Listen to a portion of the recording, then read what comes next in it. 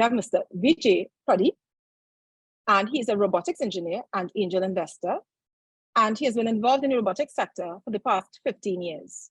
He's currently the founder and CEO of Vertana, a robotics software and development company in Trinidad and Tobago. He has worked for and consulted with Fortune 500 companies and startups in a variety of areas, including VR, AR, vehicle autonomy, medical imaging, drones, personal aviation, and industrial automation. After his previous company, Hideoff, was acquired by Google, he joined their virtual reality organization as an engineering manager, where he helped ship multiple new products. Vijay received his BS in computer systems, focusing on robotics and mechatronics, and his MS in mechanical engineering, focusing on control systems, both from Stanford University. We have next Mr. Tony Deyal. Mr. Deyal works as an international professional, and he's been in health communications with PAHO, climate change with the World Bank and CARICOM, and as a corporate secretary to the West Indies Cricket Board.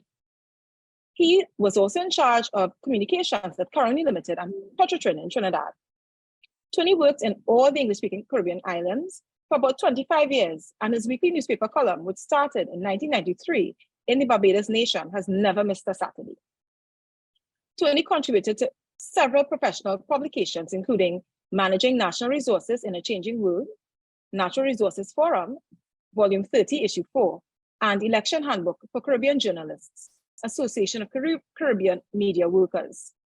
More than anything else, Tony says that he was born in Trinidad, his wife is Guyanese, his youngest children are Barbadian, and he sees himself as a Caribbean national. His hope is that we will all recognize that unless the nations of the region hang together as one people, each will hang separately. Next, we have Ms. Susanna Sierra. She is the CEO of BH Compliance, which gathers real-time evidence of a compliance program's performance and uses blockchain to generate records that protect companies against corruption claims for years to come. Susanna co-founded BH Compliance over a decade ago in Chile and has since expanded into the US with an office in Miami. BH Compliance works with multinationals with a strong culture of regulatory compliance and best practices with operations in Latin America to proactively monitor the compliance performance. Susanna is recognized in the compliance industry and beyond, most notably as a young global leader by the World Economic Forum for her work and professional experience. She's a member of the Forbes Business Council, contributing articles on ethics and compliance. She's a co-author of Corrupción a la Carta, a book that describes common bad practices in Latin America based on interviews with several former LATAM or Latin American heads of state. She created and co-directed the compliance diploma courses at the Catholic University of Chile and lectures at various universities worldwide, while continuing to instruct as a part-time professor for the business administration and MBA programs.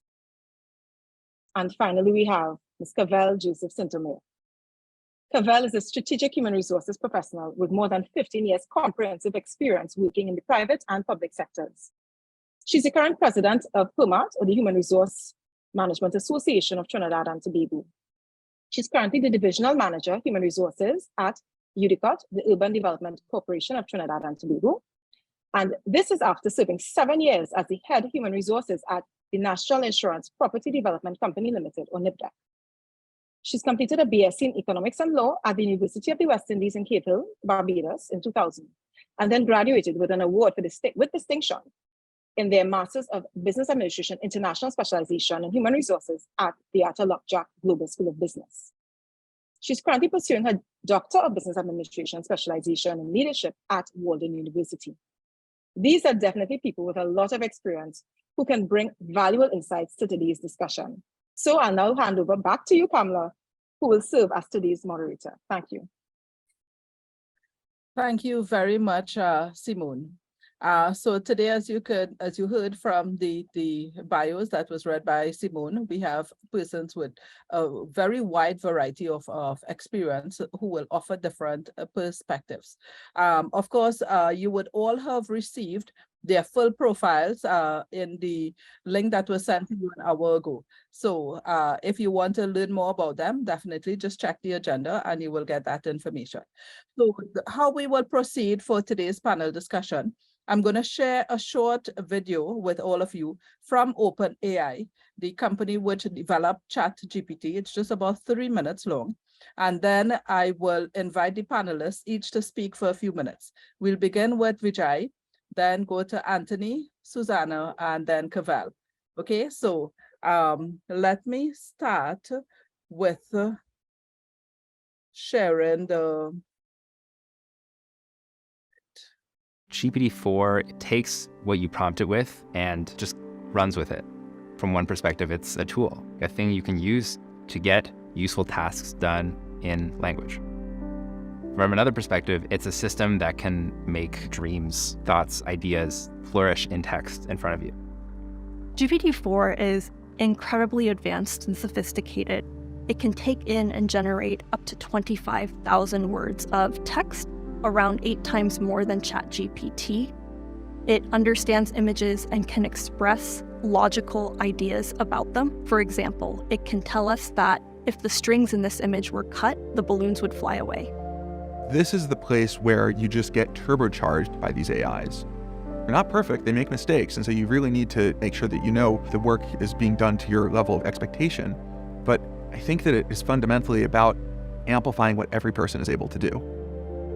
GPT-4 training finished last August, and everything that's been happening in the past few months up until we've released it has been a giant sprint to make it safer, more aligned, and also more useful.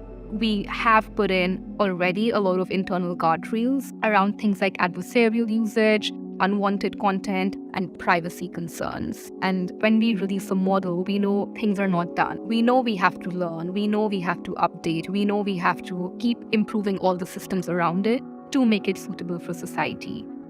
To me, the most compelling use cases of these technologies will come from starting with a real human need. The obvious one where these systems have really incredible potential is in education. GPT-4 can teach a huge range of subjects. Imagine giving a 5th grader a personal math tutor with unlimited time and patience. It's a great tool to bring learning to everyone in a way that is personalized to their skill level. GPT-4 brings the dream of having the most useful, helpful assistant to life. It's really about adding as much value to everyday life as possible. The partnership that OpenAI has with Microsoft is to shape this technology into something that's going to be useful for the world. The power of AI, hopefully, is that it can help us be more productive, which ultimately leads to better quality of life. The development of the transistor, of the computer, of the internet, the semiconductor industry, all the programming languages, everything came together to produce AI technology. And while it is very limited, it is already easy to imagine what the impact of a successor many generations down the line will look like. We think that GPT-4 will be the world's first experience with a highly capable and advanced AI system. So we really care about this model being useful to everyone, not just the early adopters or people very close to technology. So it is really important to us that as many people as possible participate so that we can learn more about how it can be helpful to everyone.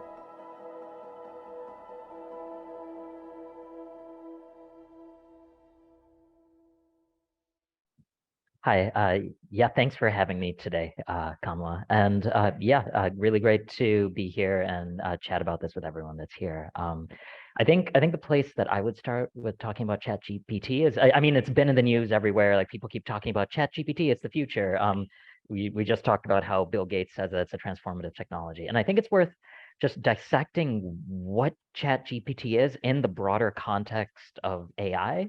So we talk about ChatGPT, and this is made by OpenAI, but this is just one user-facing tool that was built on top of the underlying one of OpenAI's underlying platforms called GPT-4. It's a mouthful to say. It's a generative pre-trained transformer version 4, which a lot of words in there, but so ChatGPT is one tool built on top of this tool called GPT-4, and GPT-4 is just many different versions of a LLM, which is a large language model. So that just means a tool that's synthesizing a lot of text and making sense of it. So OpenAI has a version of a large language model. Facebook, well, really the parent company Meta has its own large language model. Google has its own large language model. So GPT-4 is just one version of a large language model. And then large language models are just one form of a broader field called generative AI. And when we talk about generative AI, this is any sort of AI technology that can create new content, we'll say. So that's creating new images, creating new text, which is what we're talking about today, creating new lines of code for a website, creating new lines of code for an app, for a mobile application, creating code to look up information in a database, or creating new 3D models of a wrench or a hammer or a new house you're going to build. So creating that. So that's another form of generative AI. Creating voice. So voiceovers for advertisements.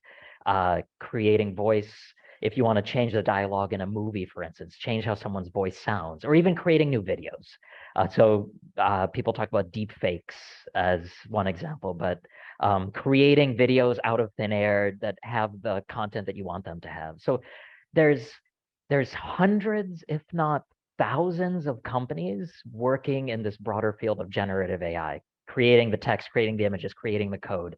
And ChatGPT, even if this is the one tool that has hit the headlines and everyone is really excited about, this is really just the tip of this enormous groundswell that is percolating up, and we're just seeing ChatGPT making waves now, but we're going to continue to see similarly impressive, similarly scary, similarly transformative technologies across this broader space of generative AI that is applicable to a lot of different companies.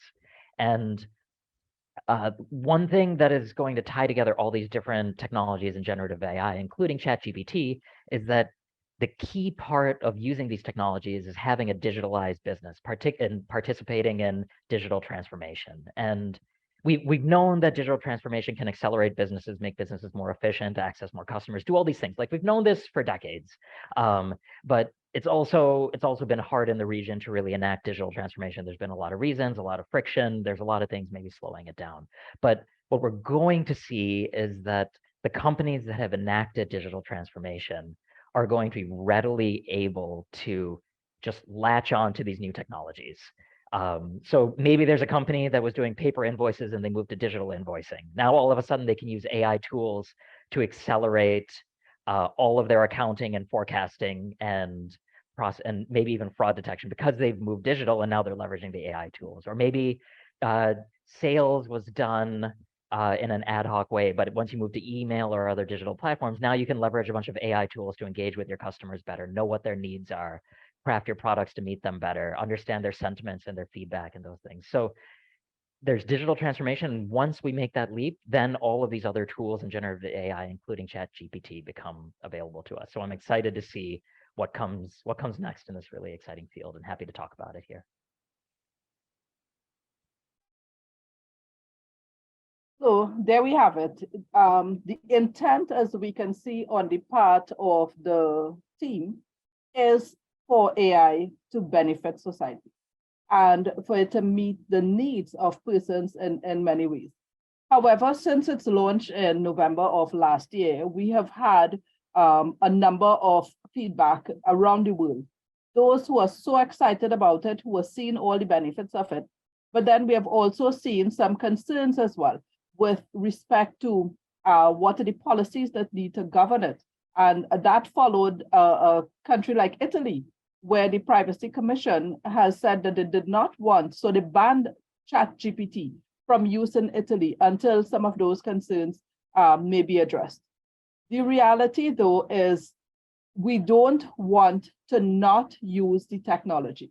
How can we do it, in such a way that's going to bring benefits? Now, Vijay shared quite a bit with us in terms of the excitement of this development and the fact that it is going to continue to evolve and have so many implications for what we do and how we do it.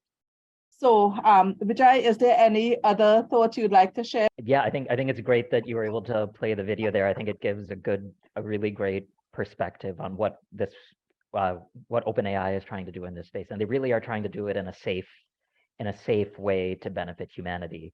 And there will be hiccups along the way, but I think that's important to emphasize. And I'm sure we'll have a longer conversation around safety and ethics later in the panel. Yeah. Okay, great.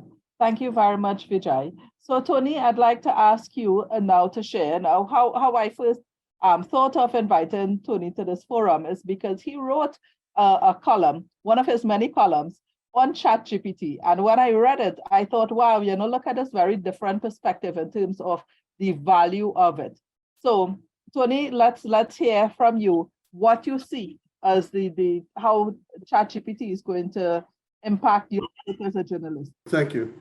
I want to first really thank Vijay for providing us with the bigger picture. Well done, Vijay, and thanks. I was asked to do a presentation on ChatGPT, a game changer for businesses. Now, as Vijay started to tell us, but let me just say, ChatGPT is an artificial intelligence language model that supposedly understands and generates human language. It was developed, as you heard, by AI, and it's a large recent investment from Microsoft. It works by processing large amounts of data inputs from the web, articles, books, and then perform various tasks that answering questions, generating code, writing text in various styles, and much more. However, the response and reaction throughout the world to ChatGPT as a game changer for anything, especially business, have varied. Some people in organizations see it as having a positive impact, changing the future of the world and our approach to education, conducting research on various issues and topics. And we heard about Bill Gates, who says it can free up time in workers' lives by making employees more efficient. On the other hand, Elon Musk believes that not just ChatGPT, but all AI is one of the biggest risks to the future of civilization. American philosopher and linguist Noam Chomsky described ChatGPT as basically high-tech plagiarism and a way of avoiding learning. Other experts say that AI is already being used to power deep fakes, spread misinformation, and by cyber criminals to speed up code writing.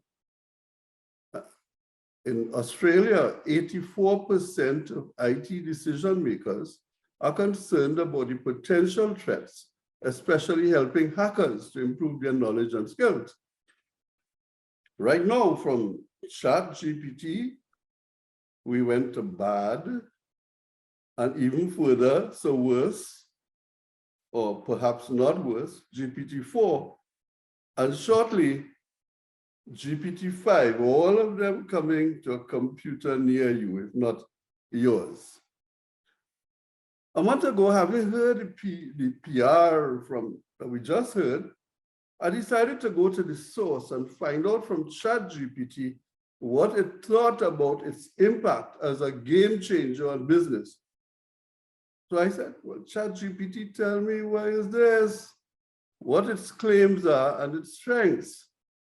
It said to me, increased consumer satisfaction, that's one. Improved efficiency, that is two. Access to real-time data, increased sales. Chat can be used to drive sales by providing customers with personalized recommendations and enabling them to make purchases directly through the chat interface.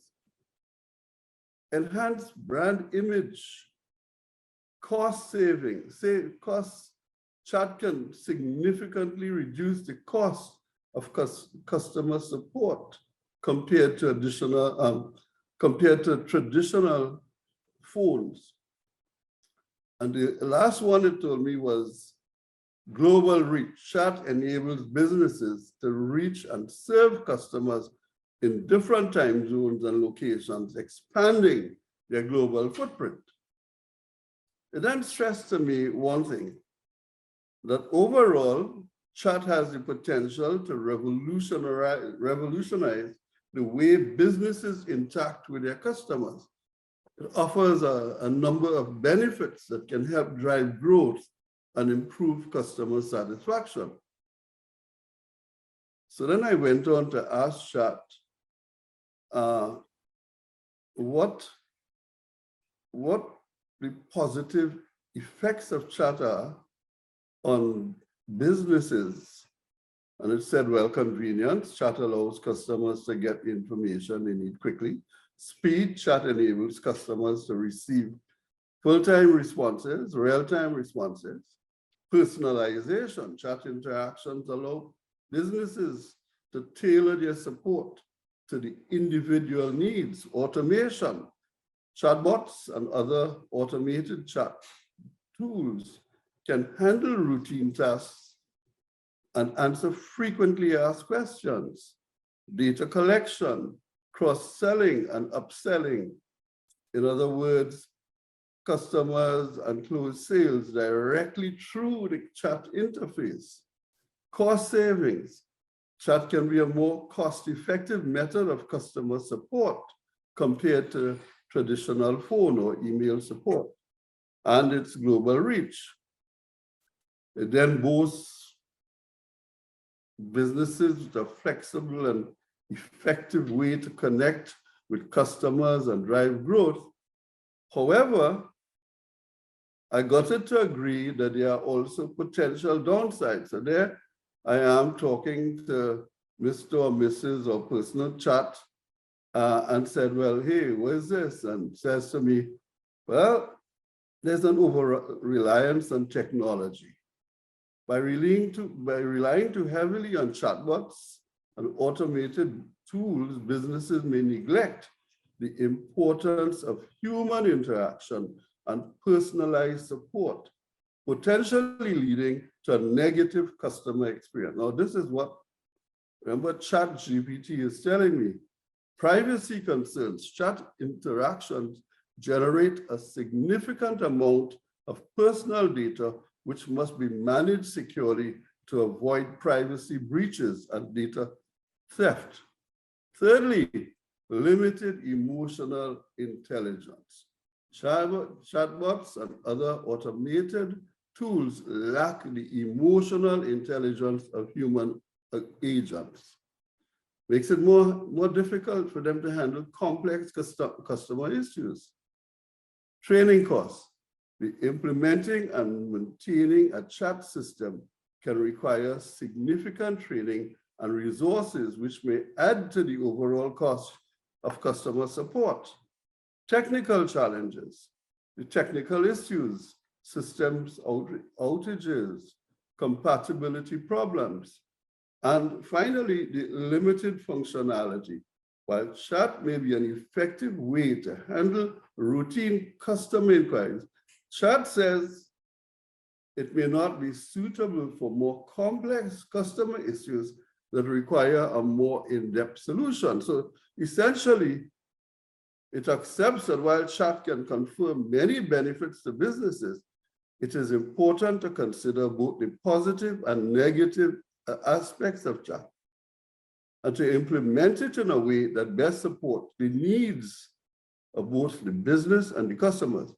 So then I took a leaf from June, the 1965 book by Frank Herbert, and I asked chat to be its own mentat, or someone who, after the computers and thinking machines were destroyed, and had developed the capabilities of a computer. So I asked chat to make a mentat view, to take a mentat view of itself, or as it responded to me, stepping back and critically evaluating the impact of chat on both the individual and society as a whole. Yes, some. Well, communication skills can be a convenient and effective way, but it can also lead to a decline in face-to-face communication. Addiction. Chat can be addictive, with people spending excessive amounts of time online and neglecting important responsibilities. social isolation. While chat can connect people from all over the world, it can also lead to social isolation by replacing in-person interactions with virtual ones. Impact on mental health. Excessive use of chat can lead to feelings of anxiety, depression, and stress, and can negatively impact overall mental health. Cyberbullying. Chat can also be a platform for cyberbullying with anonymous users using the anonymity of the internet to harass and intimidate others. And it then adds as the final thing, addiction to convenience. Chat can create a culture of instant gratification where people expect immediate answers to their questions and become frustrated when they don't receive them. So my folks, my friends, and Mr. and Mrs. Chat, by taking a mentored view of chat, individuals can critically evaluate their own use of chat and its impact on their lives, as well as considering the wider impact of chat on society as a whole. Now, this can help to ensure that chat is used in a responsible and beneficial manner. It also recommended, and this is a strong one, that despite what we heard earlier on the ad, despite recommended that parents supervise their children's use of chat technology and set appropriate boundaries and guidelines. So now, the problem now is whether we are trying to slam shut the door after the horse has bolted or slam the horse itself.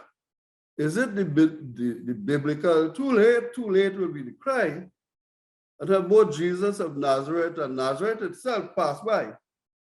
Or whether chat is not mere talk, but it is really a new heaven or a new haven, or even a new heavyweight like Cassius Clay, changing his name to Muhammad Ali, but not his behavior. I am sure my colleagues will definitely give us a better sense of where do we go from here. Thank you very much, Tony. That was indeed extremely interesting.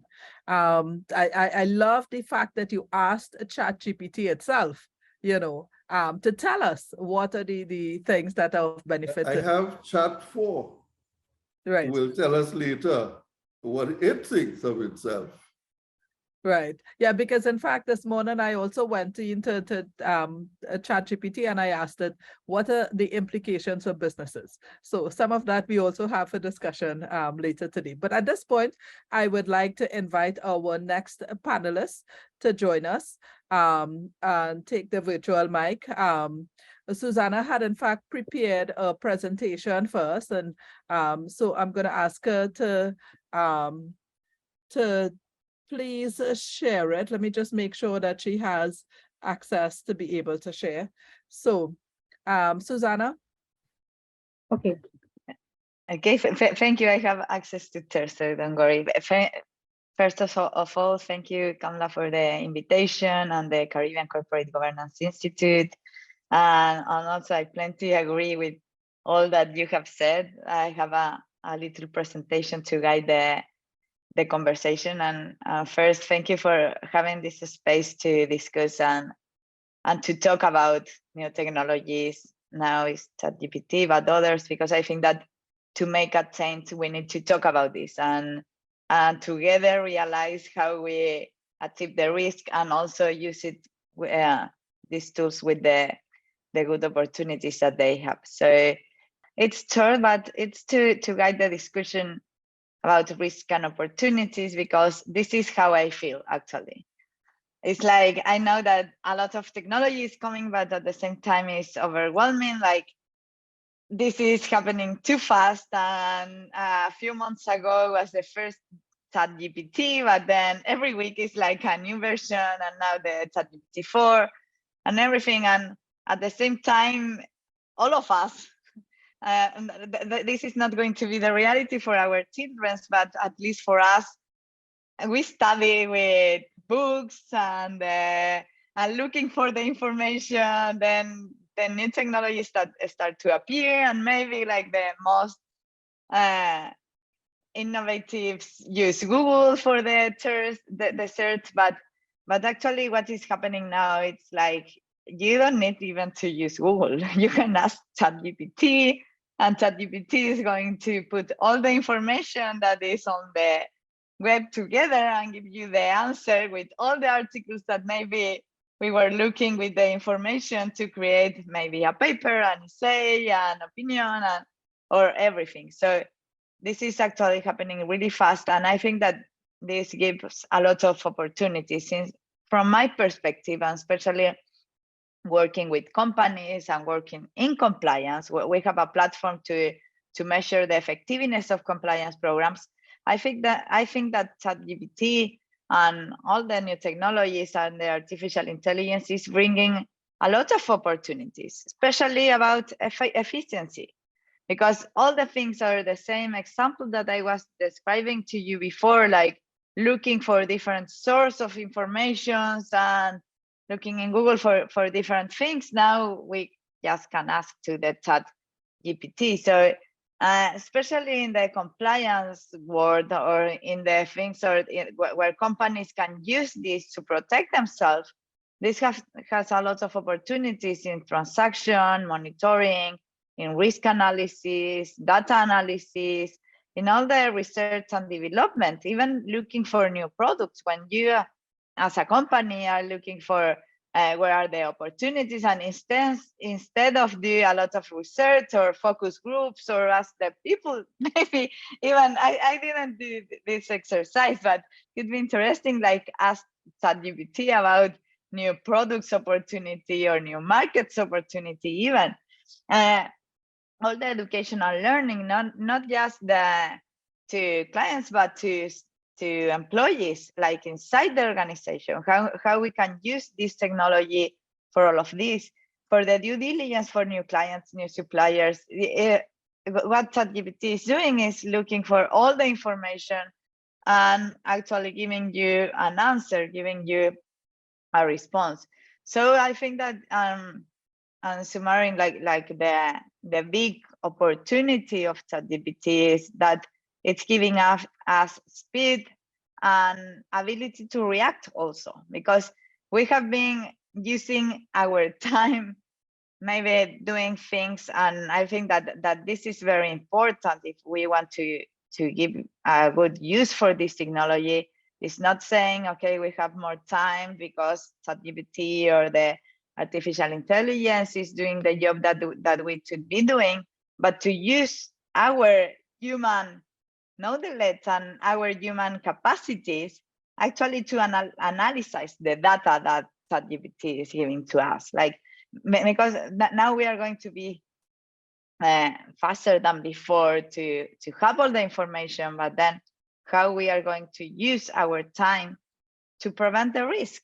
And here there is a lot of risk also with the ChatGPT. These are a few, and Anthony already mentioned some of them, but I think that it's really important that we have this in consideration.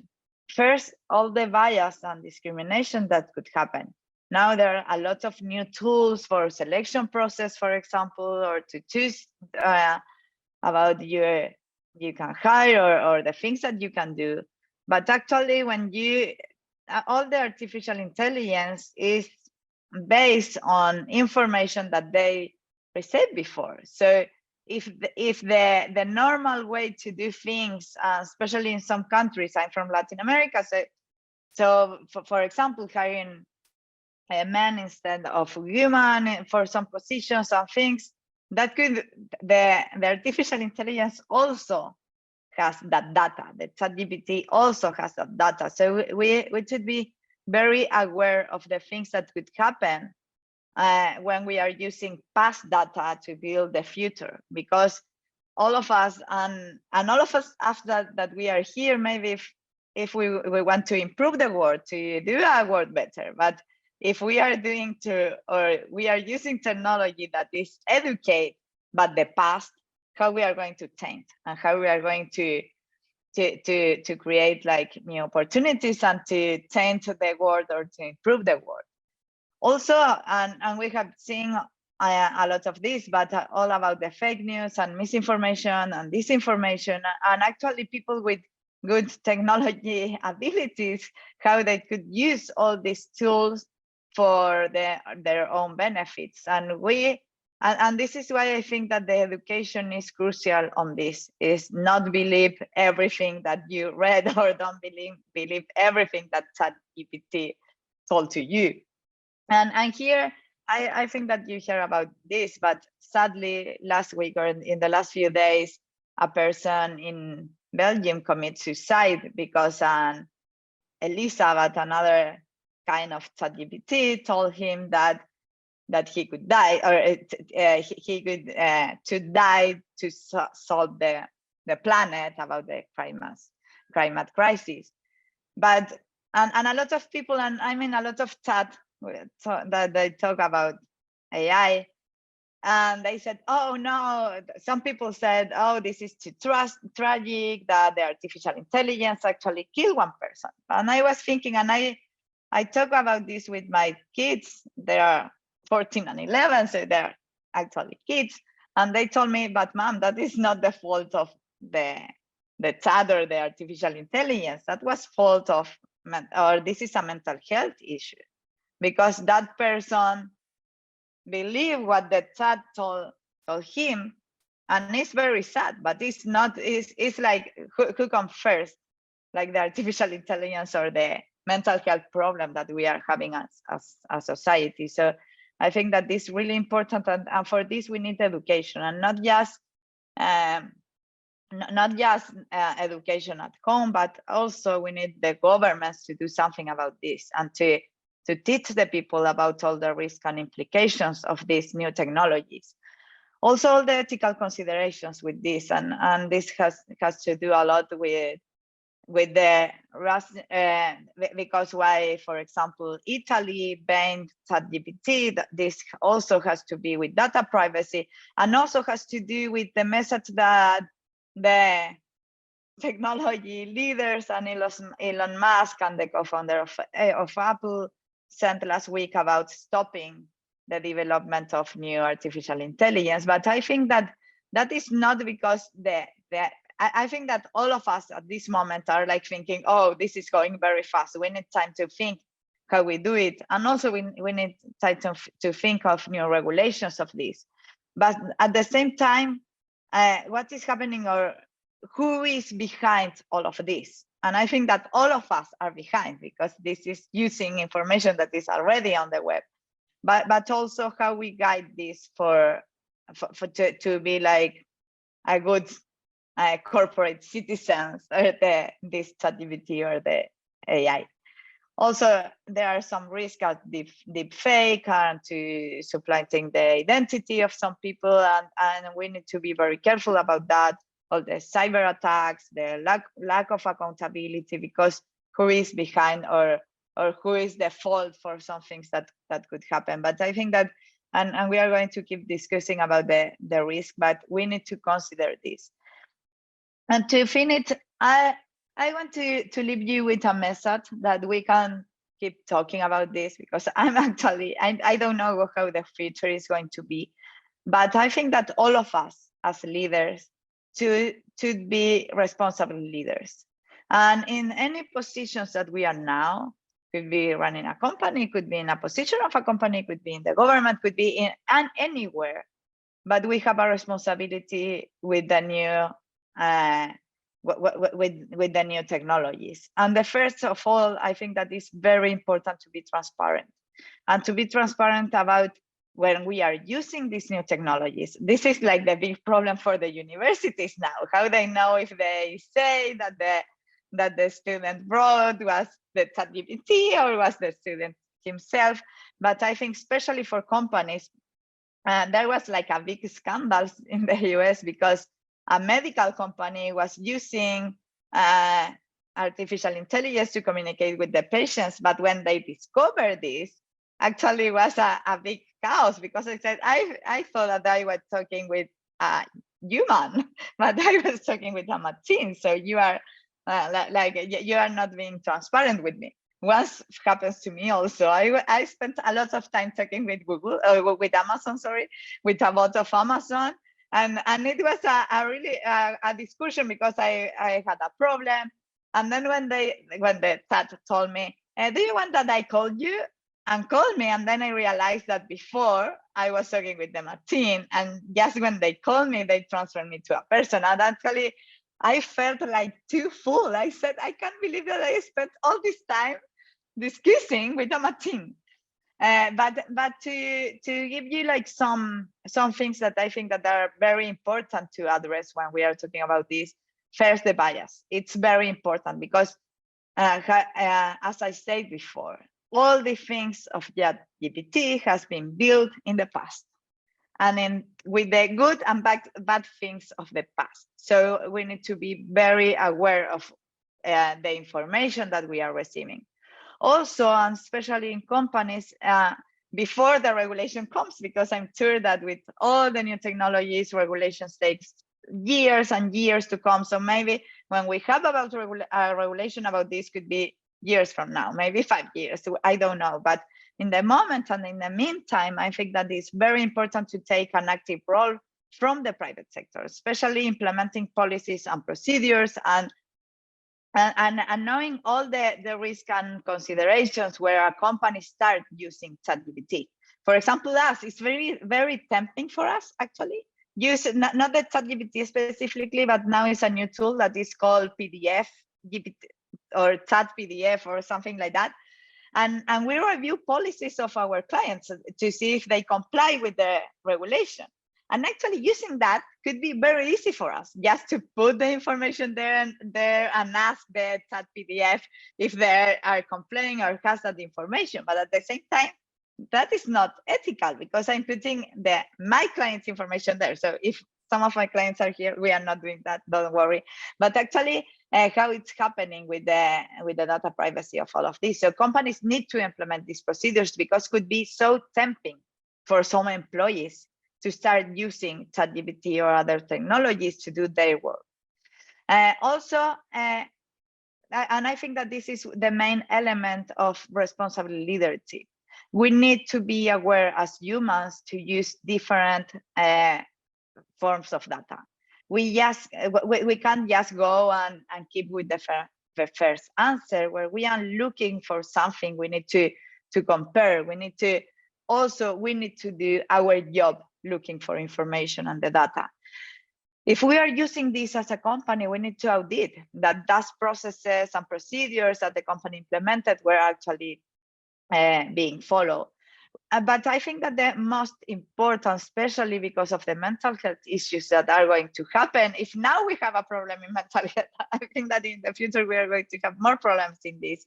But I think that it's very important to create awareness, to talk about this.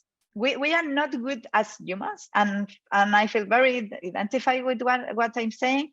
Sometimes it's easier to say, oh no, this is not happening, or I prefer, or no, I don't believe in this, or this is bad. That happened with the cryptocurrencies, actually. In the private sector, a lot of people working in compliance said like, oh no, this is too risky, cryptocurrencies are bad, but then nobody did something to prevent the risk of cryptocurrency. The cryptocurrency is not bad by themselves, but actually they have a lot of risk, because the organized crime use them to money laundering and a lot of things. With this is exactly the same. We have opportunities, we have risk, but at the same time we need to talk about this, and to talk about the opportunities, to talk about the risk with all our stakeholders, and specifically inside companies, I think, and all levels of the organizations. So my advice is like, we need to consider all the implications. We can't like just say, oh, this is, because I know people, especially young people, that said, oh, this is amazing, and I have all my problems solved with ChatGPT. But we need to know that we are using ChatGPT. We also we need to be aware of the risk and use it in the good way. So that is all. I always send my presentation with this slide, but now I add one thing, because especially from the private sector, it only takes one employee to damage a company reputation and financial future forever. Especially I work in compliance, so it's in anti-corruption, money laundering, etc. But now I think that we need to update this, and also it's not just one employee; it could be one booth also that damage the company forever. So thank you, and I'm happy to answer the question later and to have the discussion with this amazing panel. Yes. Thank you so much, Susan. That was a very, very interesting presentation. And you have raised a whole lot of new questions as well. So I'm going to throw those at Cavelle now, because Cavelle, I know that this is an area, you are very experienced in managing and dealing with people. So we know that we are looking at retraining of people and all of that. But Susan has also raised the point of persons' mental health issues. And, we know that the ethical guidelines are among the things which need to be addressed. So let's hear your thoughts now on ChatGPT from your perspective. Well, good afternoon, everyone. And of course, I'm just as excited to be on the panel as everyone else and to be addressing this very timely topic of ChatGPT. So I would, at the risk of, because I'm last and speaking after everyone else, I'll try not to repeat what was said previously, right?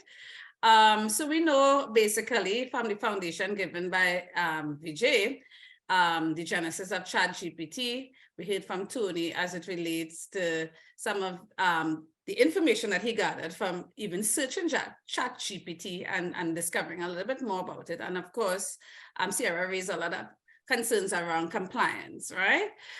So what I will say is that we know that ChatGPT is not foundational AI. There has been foundational AI around for a while. We have Google, Meta, Microsoft, and they're all working with similar technology. So that much we should all agree on. ChatGPT really stands out because it has opened up the tech world and the public to the usage of this technology, and therefore it is gathering a lot more interest, a lot more significant interest is now being placed on it. Since it is currently free for public use, individuals have flocked to it and they've started to interact with the algorithm.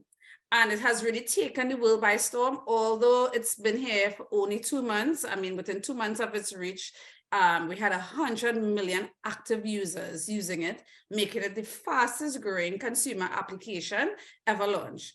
In terms of this technology, just being a few months old, and the impact and the ripples it has caused through the HR community now. That's the focus of my presentation. And in HR, we ask ourselves whether it's useful, right? Whether it could present any use for us in terms of our profession. Is it biased in any way? Because we try to ensure that we're fair, we're ethical, and we're unbiased in HR.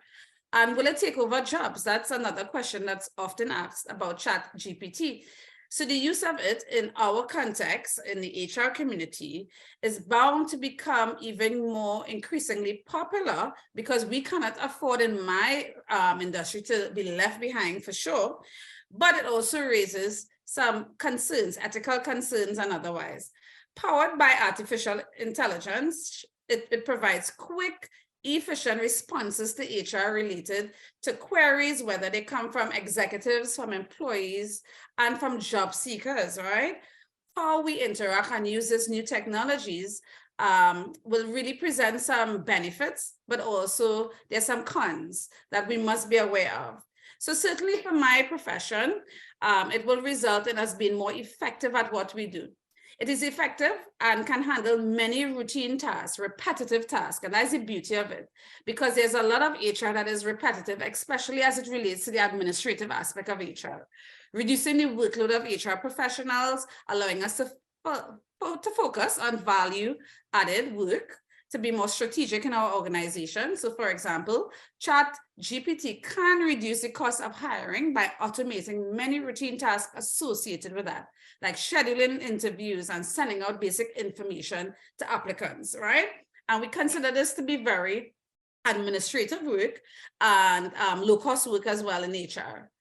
it can allow us to also be a lot more efficient. Now, it provides quick responses, which is especially useful when there's a need for a speed in proving an answer to a management question, or to provide assistance to an employee, or even to respond to a potential candidate for a job. And sometimes HR is accused of not being very efficient, or response time is sometimes slow. And even applicants will say they don't hear from us in HR. They submit an application and they don't hear anything. So using this technology could assist with that and really make the process a lot easier and faster as it relates to recruitment and selection, or even filing performance appraisal forms, something that nobody's really excited about most of the time, HR practitioners as well as other managers. ChatGPT can also improve our candidates' experience as well. It provides immediate responses to candidate queries, which again is a plus for us in my industry, recognizing that even after you've had an interview, for example, someone participated in a recruitment process and they've recently had an interview, they often look to find out what's the status, especially when time has passed, especially for those of us who work in organizations where the process is a little bit longer because the outcome has to go to a committee or to a board. So it really provides an opportunity for immediate responses. In terms of an obvious way to use it as well is for content creation and marketing. It's a way for us to produce texts and to produce articles and blogs within our organization, for newsletters and for social media posts. This can speed up content creation and keep employees engaged and informed in the organization as well, without usually trying to figure out too much, because as we've heard from Tony earlier, I mean, you could put in a lot of, you could do your searches in ChatGPT and it creates content for you, right? But naturally, with all this excitement around it and all the pluses in terms of what I've just described, we do have some concerns around utilization of ChatGPT. Certainly one, natural language is noted in terms of the fluency of ChatGPT and not fully understanding some of the nuances of human communication. We could look at our own Trinidad and Tobago and some of the things, the language and the words that are unique to us. And this could definitely lead to misunderstandings or misinterpretations of what you're trying to communicate and say to an employee or even to a potential candidate for a job. There's also that lack of human touch and judgment. And we heard a little bit about that earlier in terms of how Sarah felt when she recognized that she was talking to a machine and not an actual human. So that human touch with ChatGPT, it provides very automated responses that do not consider always the background or the unique circumstances or characteristics of an individual employee or a job applicant. It does not make for exceptions. And we know in HR, not everything is black and white, but there are shades of gray. So you may have policies and procedures in place, but there are things that we have to consider in HR when we look at making decisions and making the best decisions from a humane perspective. So we have to consider the fact that the judgment might be a bit off when there's a lack of human touch associated with it. There's also the potential for bias, as odd as that may sound, with any AI system, especially like ChatGPT, it relies on the data that it was used or it was trained to use to make decisions. So it's gathering information and data, but that data, that original data could be biased. And the system may perpetuate that bias in some of the recommendations that is generated out of it as well. So the data used originally to set it up could from the get-go be biased data, right? There's a lot of concerns around data privacy. And we continue to have this as an issue as it relates to ChatGPT, which requires your access to personal data, which raises so many issues and concerns, especially since sometimes we may agree because we get all these long-winded agreements that we don't often use and understand. We just agree to enter and to use the software, to use technology, but not understanding that they're actually capturing your data. So something that may be deemed free and we get excited about it isn't actually free but your data is being used to generate income for a firm or to be used for other purposes without, I mean, yes, you've said you've accepted and you consent, but without a true appreciation to what you're consenting to, we do have concerns around data privacy. And yes, there's some risk to some jobs being lost. HR jobs, for example, using ChatGPT within the organization with access to our own data could lead to the displacement of some HR staff. This point is a real risk, right? Which ought not to be taken lightly. Many HR roles today focus on routine activities, answering queries, and providing reports. These operational and administrative tasks, this is something that ChatGPT can do, and it can also do it faster and cheaper. So to address this now, senior HR leaders must focus on not only adopting this technology, if that's the intent, but also to address the impact on HR teams and how it could lead to the loss of jobs in some instances. We would recall many years ago when the PC came out, when the mobile phone came out, when Excel, something as simple as Excel and other chatbots, when they came on the scene, there was always this talk about, okay, it may eliminate the need for HR or it may eliminate certain jobs. But what is required at this time is for us to reskill our teams and reskill them for more strategic roles or roles embracing new. And we've often seen with every new revolution that has taken place, that new opportunities are created. So there's nothing really to fear, but to recognize what is coming and to prepare our workforce for it by how we retool and retrain our workforce going forward. So in terms of specific HR functions now and how ChatGPT can assist with it, we have recruitment and hiring. And we know, for example, a lot of resumes now are being redrafted. And if you haven't done over yours as yet, you should, for key search words, so that when technology is being used to filter and screen applicants, that it picks up on your resume. And that's why in terms of having ATR and all these different types of new styles of doing resume writing is so important. So it does resume screening. It could help with preparing candidate questions, so that pre-screening exercise that you would also do. And it can also be used for scheduling interviews as well. Artificial intelligence has been making headway. And again, I'm saying this is not the first phase. It's just taking us into a whole new dimension. And making it free was very strategic on Elon Musk's part, right?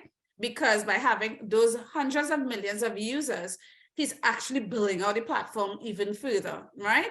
So as a result of this, and again, the efficiency that could result in spearheading or even reducing human interaction and conversation at the earlier part of the recruitment process and through the talent acquisition cycle, we could now utilize ChatGPT to assist and to refine the process, which has been monotonous and even it has been mundane, especially when you have now, when the labor market is looking like what it's looking like.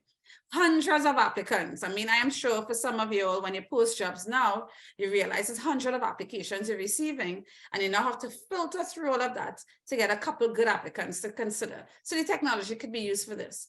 When we look at onboarding now, so we've gone through the process and we've decided on a candidate, and we look at onboarding them into the organization.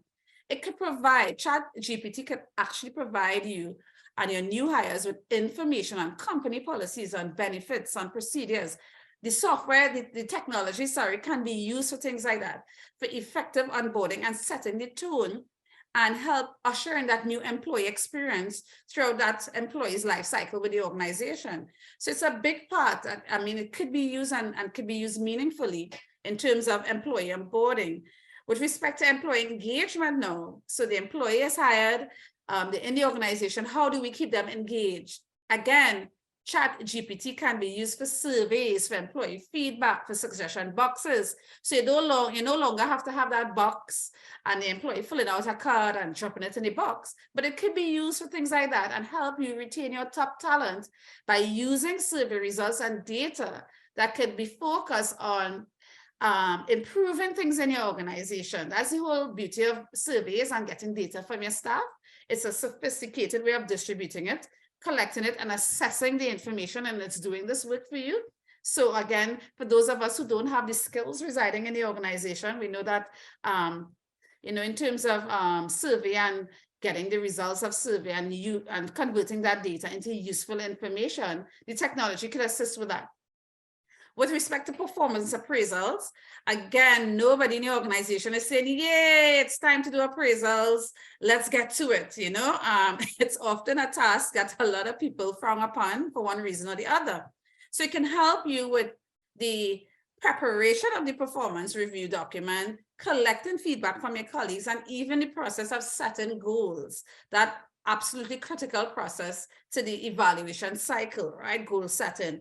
It can be used for things like that and to help build the relationships amongst the team once everyone is acquainted with the technology and have no problem using AI or have the devices that will permit them to use AI in the organization. ChatGPT can also be used for delivering training and development. It can assist with training materials, answering employee questions, tracking training completion, and things like that as well. So it's another way to embrace it in your organization and help with your learning and development function. And really, it's an interesting thing to witness, actually, and to see how this technology can be used in such a favorable way, almost as if you have human teachers using the technology in that way, right? Of course, for compliance and policy reasons, again, information about policies and compliance requirements, answering related questions, having FAQs being done using this technology as well could help. Employees being able to log in and get all your questions answered, useful to HR rather than having people call you up and having to explain the policy. And again, time consuming, these are all time consuming processes in HR. In terms of data management, it can assist with data entry, employee records management, and generating reports as well. So again, Kamla and team, in terms of the masterful use of data analytics, and it's a skill that a lot of HR practitioners don't have, or a lot of them haven't mastered it. This technology could help you to organize and assess data, and it's right at your fingertips as well too. So it's useful in that regard. Now, we've heard a bit about mental health and some of the issues around that this morning, this afternoon, I should say. And when we excessively use it, some of the issues around mental health. But I could also say on the flip side, it could be used for EAP. And again, utilizing this technology now to provide employee support services, to provide the opposite of that, which is work-life balance, mental health issues, personal issues. The technology can be used for that, including medical uses as well, which is another area we could talk about. So it's how we choose to use the technology as well that will help us to determine which side of the fence that we're on. But certainly mental health issues at the core of it being one of those human issues that could really have an impact on society. We can find ways to use the technology to help us resolve some of those issues, including assisting managers with learning how to better communicate with their employees, how to show empathy, etc., promoting the policies within the organization, promoting health and wellness in the organization. ChatGPT can be used for that on the flip side as well, right?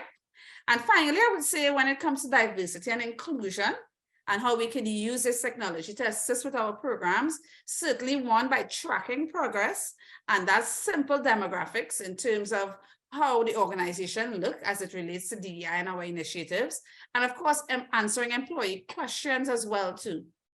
There's no question that the technology can help us in HR to increase diversity, to track it, and to ensure best practices are in place. Tech can always be used for data gathering and checks on our diversity hiring, on how we pay the pay gaps. We could actually use the information to see whether there are gaps between men versus women and whether we have equity issues in our organization. And also to see through surveys whether employees feel included or feel like they belong to the organization as well too, and assist with developing programs now to for companies to use to build better relationships amongst diverse teams, to ensure that we stay true to whatever the policy is, as it relates to DI, that the company is on track with things like that as well. So these are some of the positives as it relates to it, but naturally there's some negatives that we must pay attention. It also means HR must talk to some of the current vendors that uses this technology as a foundation to see how best it could actually be utilized, or I should say, what's the word? Not manipulated, but how it could be used or formatted for internal use. The word is not coming to me for some reason, but how it can be used and formatted for organization purposes as well. So I'll just conclude with that point, Kamla, and I know we have some time for some questions. Yes. Yeah. Yes, thank you very much, Cavelle, and thank you to all of the panelists. All of you in different ways have persuaded us of what a great thing this AI technology is, and how artificial intelligence itself can be used in so many ways to be able to benefit us in our everyday work life. But what we did see happen just a few days ago was a petition that was signed that was calling for a pause on the development of the technology. And this petition was signed by Elon Musk, who is one of the financiers for OpenAI, as well as Steve Wozniak, who, you know, we would all respect, one of the co-founders of Apple. So if we have persons who have that much knowledge and involvement in the industry having concerns and asking for a pause on the development, what does that mean for us? Why is it so important that we have that pause? So as I give the panelists a few seconds to mull that question through their minds, I just want to say to our participants, we are happy to engage the conversation with you. We'd like if you can raise your hand if you want to ask a question. There's the features at the bottom of your screen, so you'll see the reactions button. You can raise your hand from there, or you could put your question in the chat and we would read it out for the panelists. Remember, please, you have to be invited to unmute so that we would have everything in good order.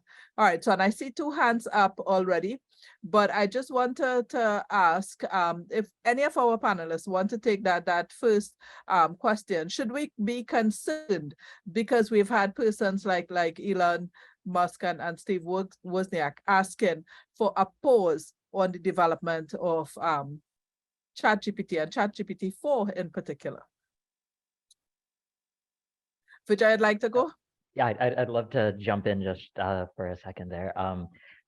Our previous panelists and Susanna as well mentioned a lot of the concerns and problems with systems like this. And I think it's those types of concerns that are leading these technology leaders to ask for this pause. So they're asking for the pause.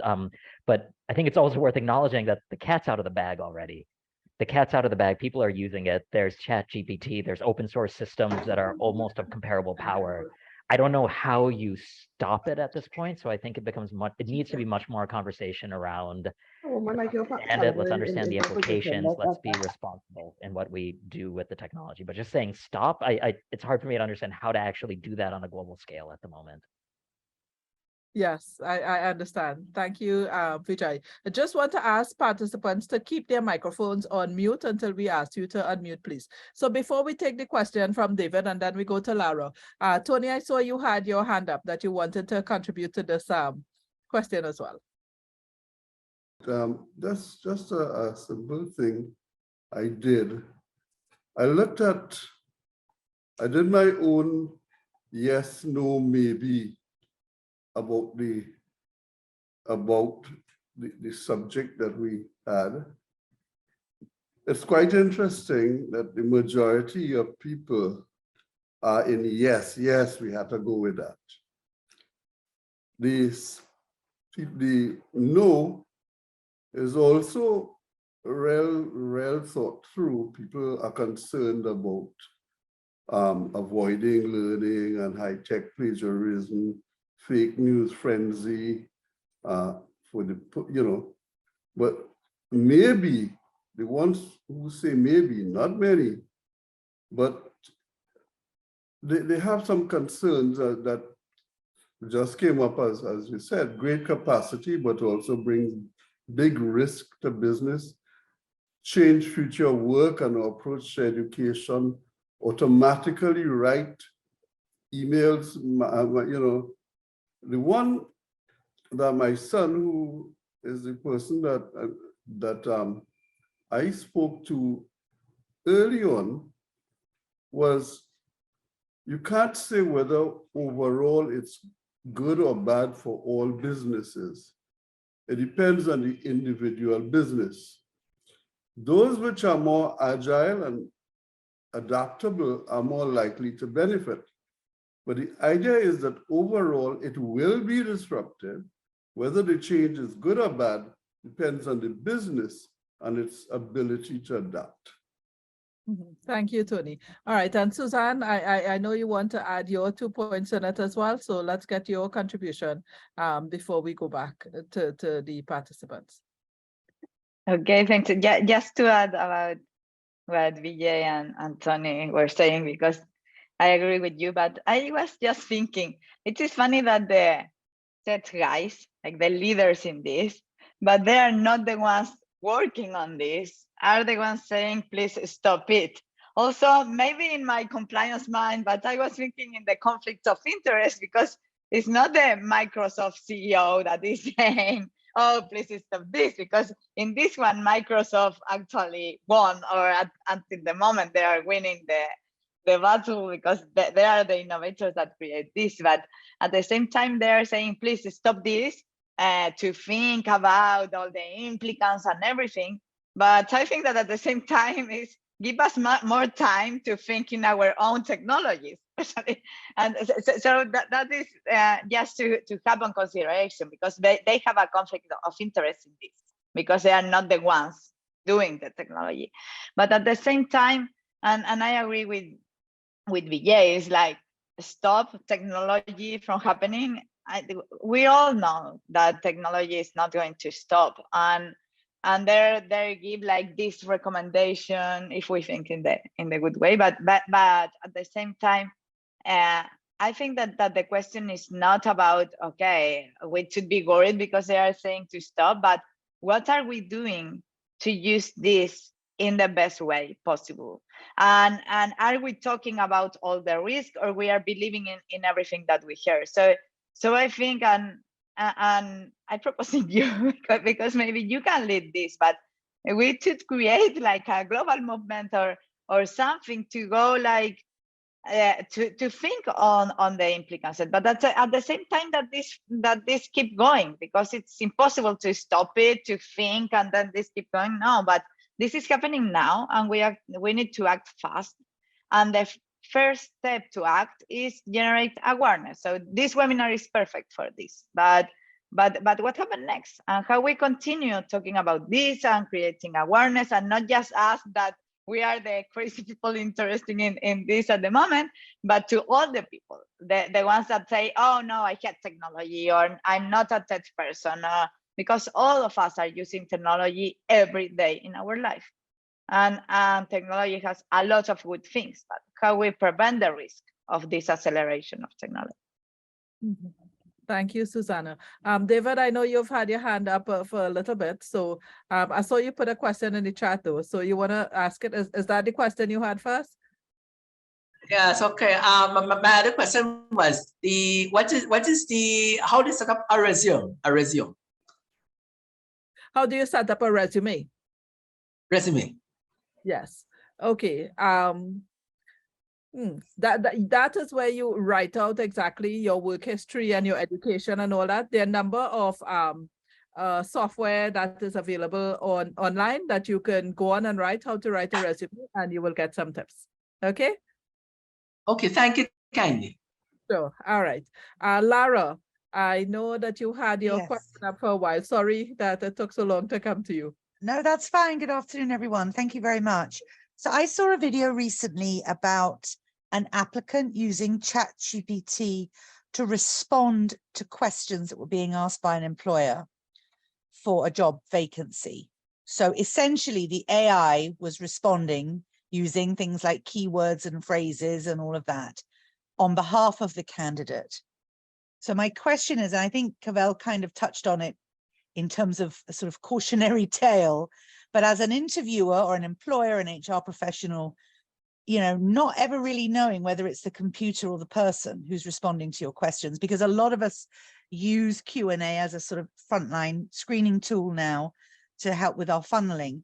So I just wondered how you know, where is the line drawn? Because for me, when we have, you know, we're working on a project now, I have 700 applicants that have come in. I have to have an AI tool to screen, you know, based on some fundamental Q&As about will you work shifts at weekends, etc. If the computer's answering the questions, then I'm just wasting time. So how do we overcome that? Because the computer's going to say yes, yes, yes, yes, and then when we interview the person, actually they, you know, they can't do half the things that we need. So I don't know if anybody has any thoughts on how we, I don't know, turn off the bots. I don't know. I don't know what the answer is. Yeah. So I know Cavelle had her hand up from before as well. So we will go to Cavelle first with that, and then Suzanne has her hand up as well. Thank you for that question, Lara. Sure, Kamla. Well, I had my hand up in connection with the data privacy issue. And again, looking at some of the legislation that is coming out, when we look at Europe, right in the Caribbean, Barbados and Jamaica, we have a lot of tough legislation around data privacy, and it's walking a very thin line with this, and that's why it's under review, even Italy and Germany next in terms of reviewing it against GDPR, right? So that's one thing.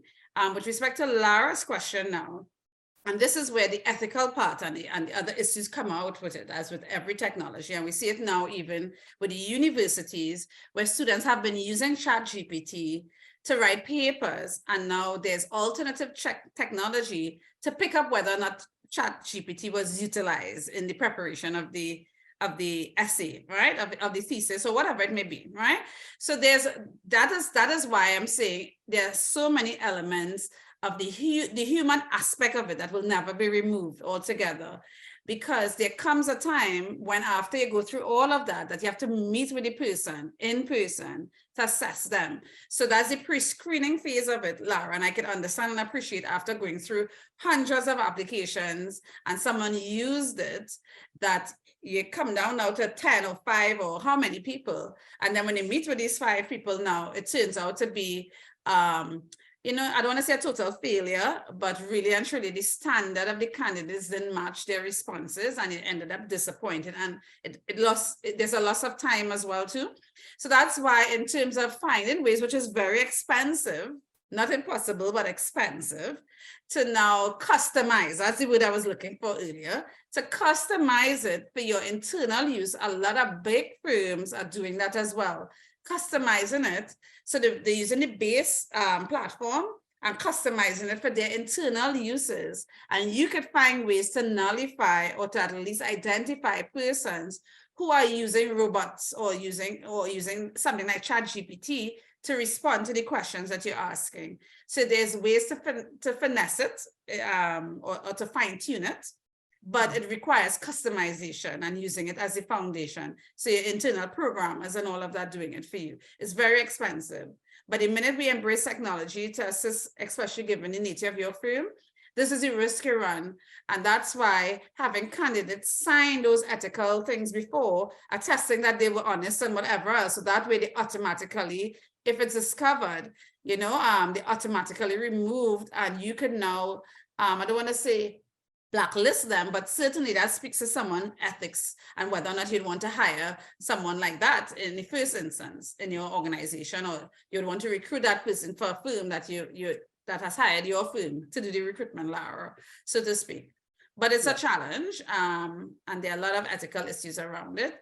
And given the foundation of the data, to go back to that first question, Kamla, and the use, I just say they open it up for free for a reason. And that's why I don't rush into new things. I like to understand it first, right?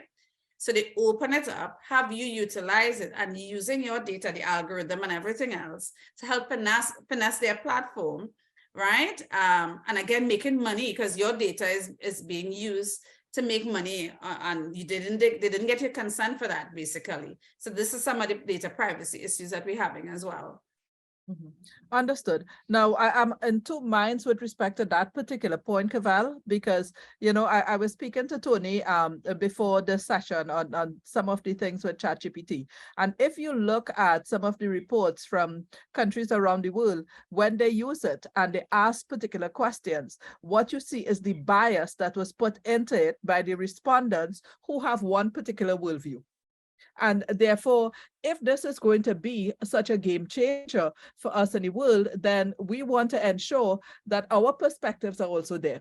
Yeah, and that's why your point about the employees and the the diversity issues that comes along with it as well, and catering to other parts of the world. That's why I said it in my presentation that there's a bias based on that initial data that is input in the first place, right?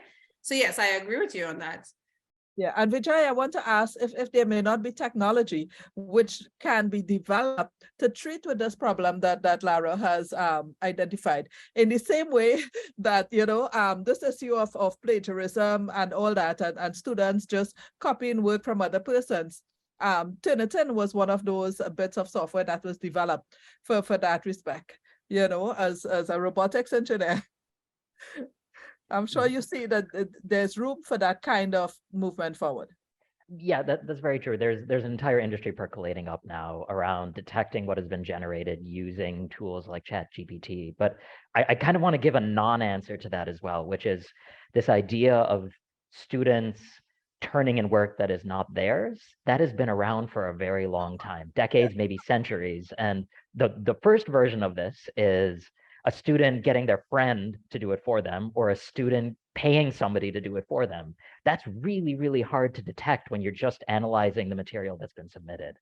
And I think what we need to be doing is just fundamentally changing how we evaluate candidates, how we evaluate students in school. I've taken many of my courses in school, we had homework assignments, and the answers were given with the homework assignment.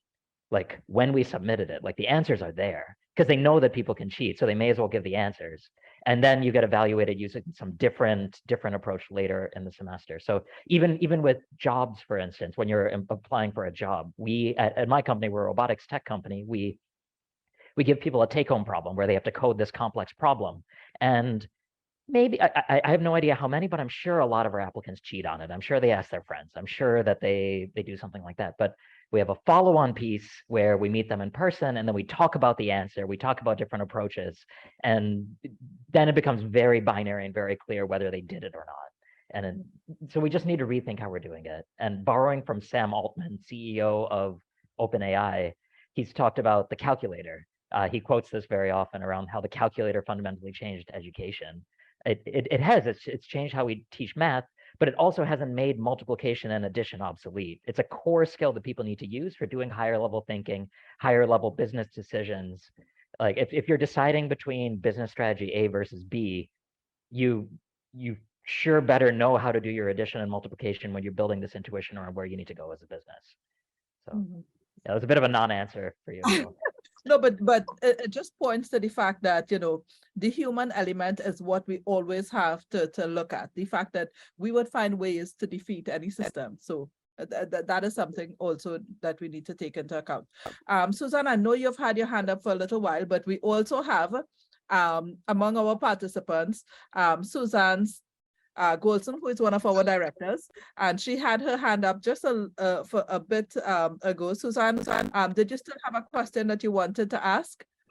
I did. Thank you, Kamla. Excellent session. And I'm grateful to all of you for all your insights. My question has to do with law, being an attorney. And I read recently, there's some debate about, for example, creation of songs and creation of things. Who does the intellectual property belong to? And there is a situation where one has been accused, a person who has put forward a song to say, well, this is a breach of you know, copyright, whatever. And the question is really behind all of that, why doesn't our law keep up with these things? I mean, we're even now just grappling with cyberbullying and emotional impact of posting certain things on Instagram and so on. And we're not even there yet. And I guess it's more of a comment that we really need to beef up also are the way in which we keep up, the law keeps up with these new developments. But just wondered what your thoughts are on ownership of whatever material ChatGPT creates. Thank you very much, Susan. Tony, did you have any thoughts on that? Because I know you also would be producing a lot of material, and how do you ensure? We have plenty more laws than we have people who could deal with them. We also have, more than the many laws, is that, as one of my friends used to say, in the old days we grew up, our favorite game was police and thief. But when we find out that they are similar or almost indistinguishable, we went and played a game called Rescue.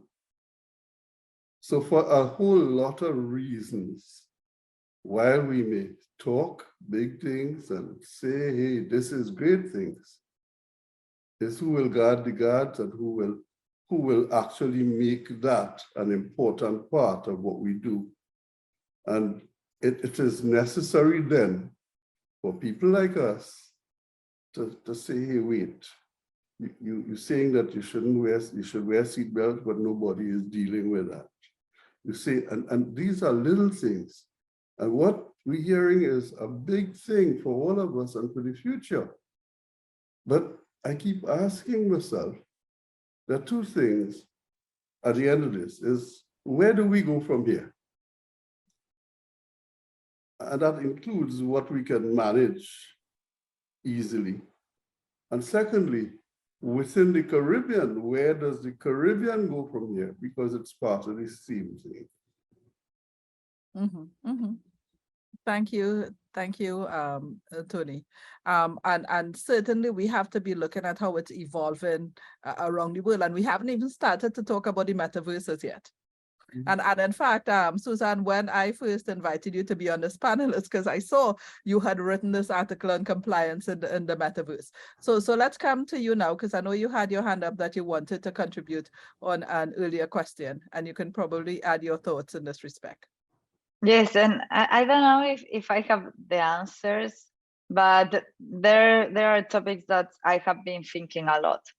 The first about Lara question, I think that I'm a professor in the university, so this is something that I have been thinking on. Okay, how I do or how I know if my students are really learning or they are asking ChatGPT to do their job. But I have been thinking also that we can't go like against this. It is impossible to prove if a person or to stop a person to do that.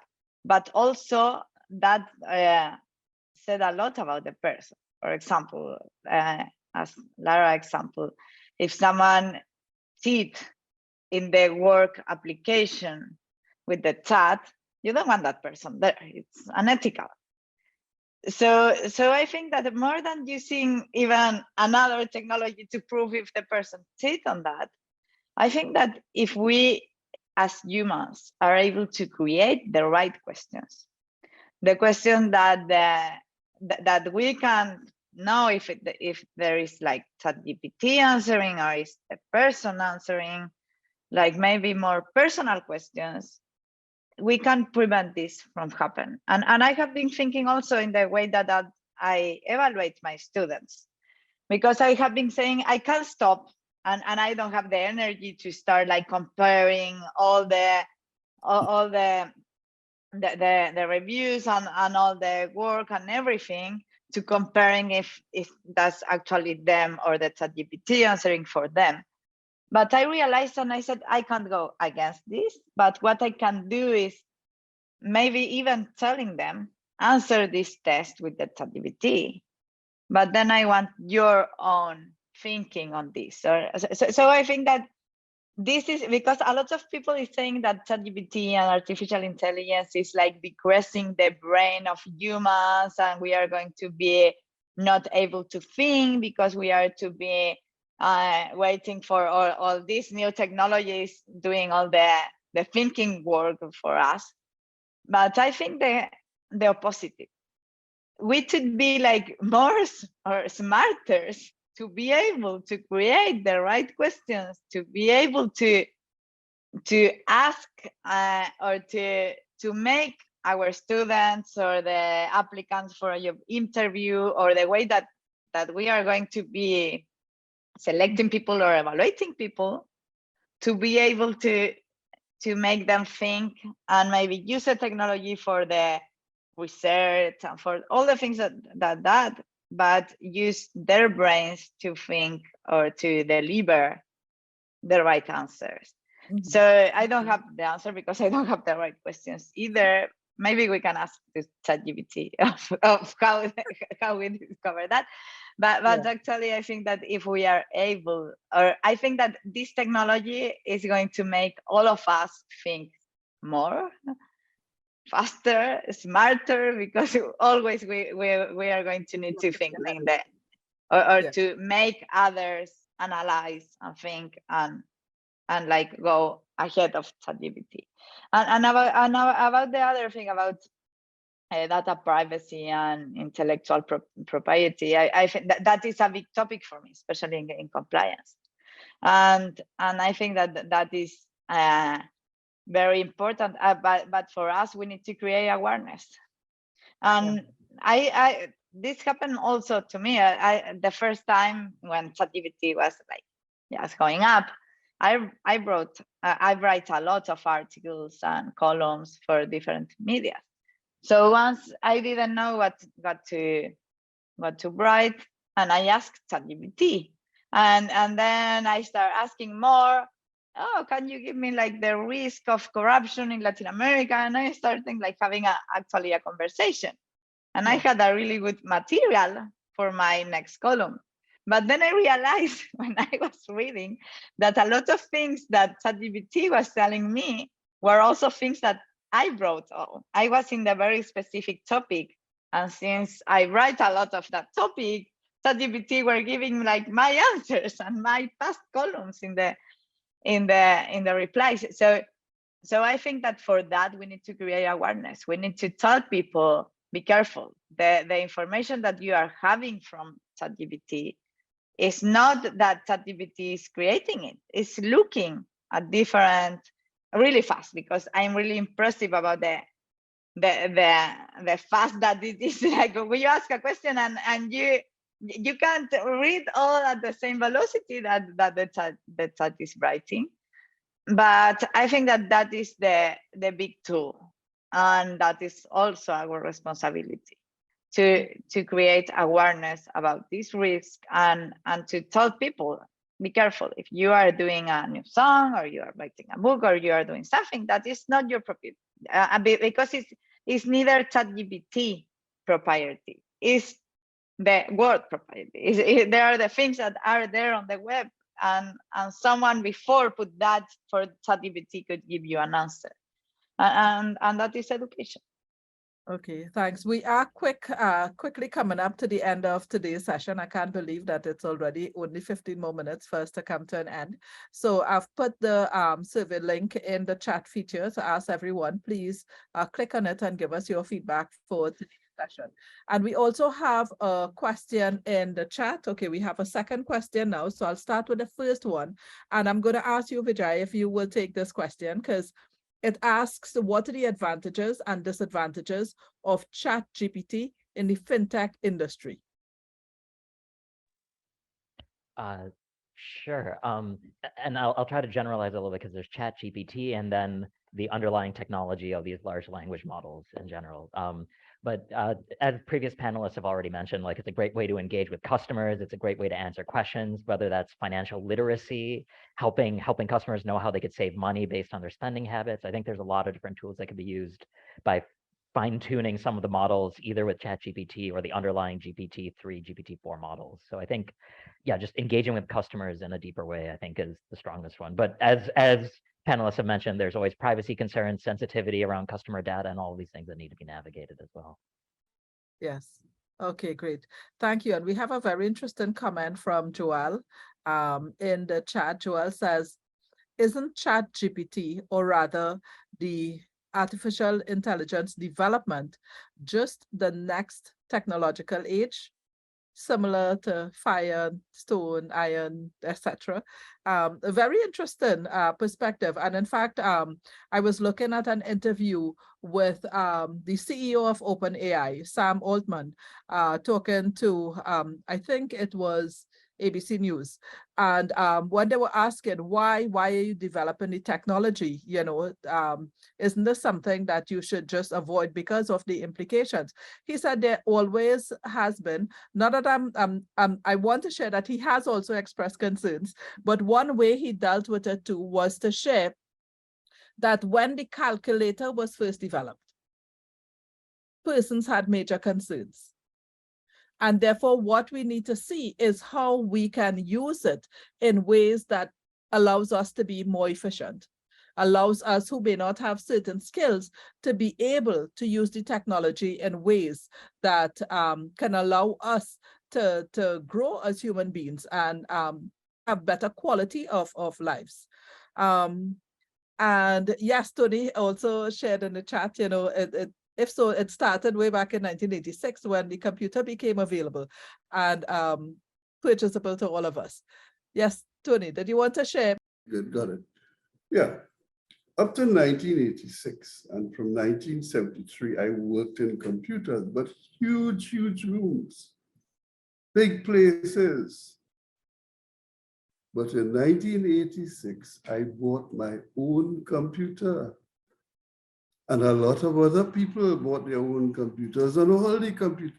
And without people having their own computers and their own sense of what they want to read and not read, and we wouldn't have had all this.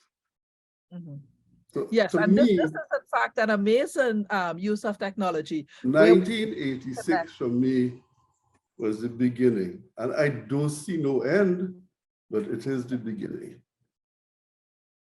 Yes, so and there is in fact another layer of this, which is the metaverse. So what exactly is happening in the metaverse, and you know, how are we going to reflect the kind of value systems that we want to see in that artificial universe which is being created, that so many persons are excited about exploring and experiencing? I would like to hear Vijay on this. Vijay. Come with that, man. You mean in regards to the metaverse here? Yeah. I mean, this is an open question in a lot of ways. I don't know if I can give a good answer here, but I mean, this is really the Wild West. I mean, we talk about digitalization, but now you're going in an environment where everything is already digitized. So there's a whole bunch more information that can be fed into these types of AI systems. And I think it just makes those two mesh together really well. It's hard to say where it's going to go, but we know that there's going to be a lot of changes happening here. Mm-hmm. And that really underscores how it will move in the future. The fact that there will be a lot of changes. My own thought with respect to why we had this request for a pause on AI development is because of the speed with which it is being developed and the power in which how it can be used, you know, has been unleashed from ChatGPT in November of last year compared to ChatGPT 4 today. And there's a ChatGPT 5 that is in the works. And in, of course, making the technology widely available to everyone. It is not just, it doesn't select persons who will use it only for good. Yeah. You know, there are those, the cyber criminals and those with criminal mindsets who also want to be able to use it to their benefit. And because we don't quite understand the implications of all of it, yeah. And Kamla, we have to remember that most AI chatbots, they're stateless, right? Until the governance and the law around it is fine-tuned or addressed, it's stateless. It's one of those things, although there are data privacy laws in several parts of the world, Singapore, I mean, all these countries have solid pieces of legislation, but this is stateless. So how do we address it in terms of where it will take us, how the data is used? So that, I think that is one way of expressing the concerns around it, you know, and in fact, in terms of accountability and responsibility, how do you hold persons accountable for their actions while utilizing it, and remembering that it's humans at the end of it all. And yes, there are systems that could be used for good, and we could sit and talk about all the wonderful uses, but there are those looking at it and looking at it through different lenses and with different intentions that are not necessarily good. So it's always to find ways now to address that element of it as well, you know, because it isn't perfect. It could help us a lot, and we've seen technology over the years as the world has evolved, and as we go through different iterations of evolutions, we recognize that more and more things become better, faster, more efficient. It helps us, but at the same time, there's the dark side of everything, and we can't forget the human element, because it's not the technology doing this, but it's the people behind it that actually doing it, right? So yeah. Yes, go ahead, Tony. Yeah, look, I'll be 78 this year. And yet, I am so thrilled about what's going on. I feel so much a sense of what is happening, what I see happening. I'm part of the Windows Insider program, so I get stuff up front. And so I would like to see how this unfolds while I'm around. And there is so much in it, so much that I am seeing coming at us, that I wouldn't stop it. I wouldn't say, hey, wait. Let it go on, because nobody say, Christ, boy, relax now. Take a little 2 weeks, and you can't do that. You can't stop it. You can't try to stop it, because it gets worse. My thing is, let it flow. Don't let it go, let it flow. Thanks. Yes, thank you very much, Tony. And as we head to the end of the session, which is in 5 minutes time, there's a question which I was actually going to ask, so I'm glad Richard has asked it in the chat. Richard's question is, what's next? How do we get this as part of the national conversation is in a positive manner? Because I think at the end of the day, although we have identified that there is cause for concern, we share Tony's view that it is an exciting time, and that in fact, it can lead to lots of wonderful things happening in the world. So therefore, what's next in ensuring that this wonderful new game changer, we are able to harness it and change the world and make it a better place for all. So I would like to ask each of the panelists their thoughts now. You know, what's next? Where do you see AI technology evolving, and how do you feel about it? So Vijay, can we start with you? Yeah, sure. I'd like to answer with less of big picture and more tactical next steps here. And because I think that's more applicable to our local context and what we can do. So talking to every business leader, every engineer, every technologist, every person that's trying to make their businesses run faster, more efficiently, get more customers, like I think everyone needs to start using this technology. This is the future. This is where things are going. It might be ChatGPT. It might be one of the competitors. There's thousands of companies in this space. And I think it is here to stay. This is what we're going to be using.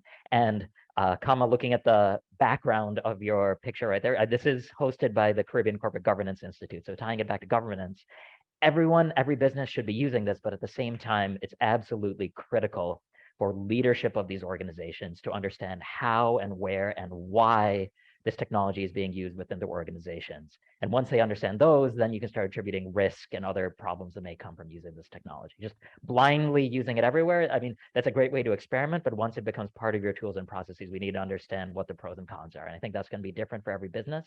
And as an entire world and as a country and as a region, we need to continue the conversations and make it more targeted as well to really understand those implications for specific industries, specific applications, and we'll figure it out as we go.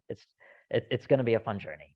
So thank you. Yes, thank you very much, Vijay. Certainly, we didn't talk much about BARD or DALI or all the other AI which are currently being unleashed, by the other major companies. So definitely area that we could continue the conversation.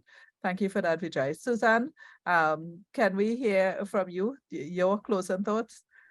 Yes, I just have one phrase, is responsible leadership. I think that the technology is going to keep going on, but how we use the technology in our favor, and it's not the technology using us. So I think that especially from everywhere, but from the private sector, we can't wait for our new regulations to come on. But every leader should be responsible of how they are using the technology, how they are creating awareness in all the stakeholders, and not just the employees, the clients, and everything, and how we as humans are able to use the technology and not in a responsible way. Okay, thank you, Susanna. Cavelle, let's hear your thoughts. Sure, thank you, Kamla. Well, I like to say with the new wave of generational AI systems that we see coming, such as ChatGPT, it has the real potential to transform entire industries, including my profession, right? So to be any kind of leader, industry leader, over the next 5 years, we need to make compelling and clear statements around our strategy as it relates to AI, and we must formulate strategies around it for our respective organizations in one way or the other, because it's coming, it's not going anywhere. That's the thing, we may have concerns, genuine concerns around it, and it's really to mitigate the risk, but it's coming. So when done right, to me, and in a responsible way, AI isn't just a framework to mitigate risk, but certainly it could be a tool that could transform organizations, transform business, make real impact and a difference. To achieve any kind of significant benefits, we must focus on learning and transformation as well, recognizing that there's a symbiotic relationship that exists there, just like every other revolution that has taken place. When we look at it, we recognize that learning, development, society evolve, and it's just another way of evolving as a people. So we need to encourage the learning and development to embrace human interaction with human-machine interaction in some way or the other, and prepare our workforce for it, and for the new careers that will evolve naturally as a consequence of it as well. So that's my my closing remarks. Thank you very much, Cavelle. So, Tony, I know you had given us your thought that you were excited to see it, but is there any final word you would like? One final thing. I have a Facebook page. Might have about 5,000 people on it. But each of us who has a Facebook page is not the same Facebook page. We choose the people who come who we want. We choose the things that we want. I post my column, we all talk. So in this world of ours, no one group has access to everything or will say, hey, this great or this not great. And what I like about it, or whether it's Facebook or wherever, is that it is a huge, big world. And no one person has all 5,000 or 10,000 or whatever. And that to me is the beauty of the future.